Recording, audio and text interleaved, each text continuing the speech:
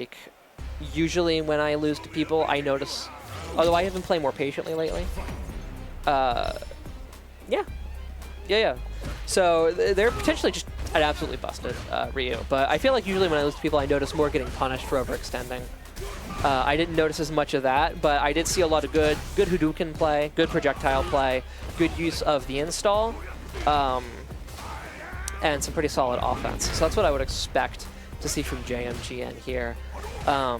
If you can translate playing against Blanca to playing against Geef, and they're definitely both characters where you want to use Hadouken, right? Where you want to use projectiles, right? And here we see the offense I was kind of talking about, very principled, starting off with a pretty conservative offense, just getting, getting some hits, getting some damage, not cashing out on anything, kind of not showing maybe what we're capable of yet, just content to hold the corner, don't want to spend resources inefficiently.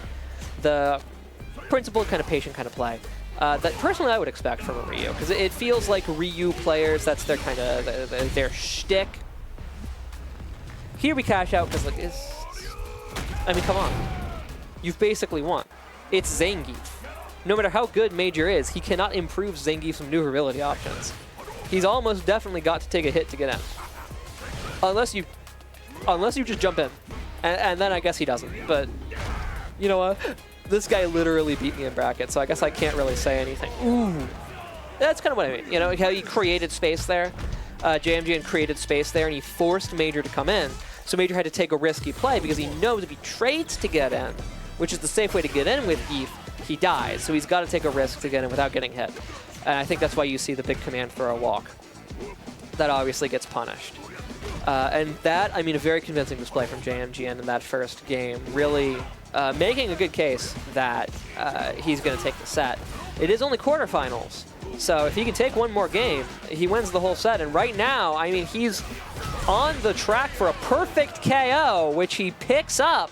You can see Mag3r going to the chalkboard in his head in the seconds he has between rounds, trying to figure out, what the fuck do I do to this guy? You know, how do I navigate this matchup? How do I navigate this shit? And I, personally, I'm actually kind of even more salty now, because if I'd beaten, guys, I was so close to beating Mag3r. And if I'd beaten Mag3r, I would have fought Long John Cena. And I have no idea whether I would have fought Long John Cena or not. But if I did, and won that, which are two different things, because I very well could have lost that match, I do not know. I would have a chance at the salty run back against jmgn. And now I don't. And now I don't. And that's the important thing here. The match, fuck the match. That's the important thing here.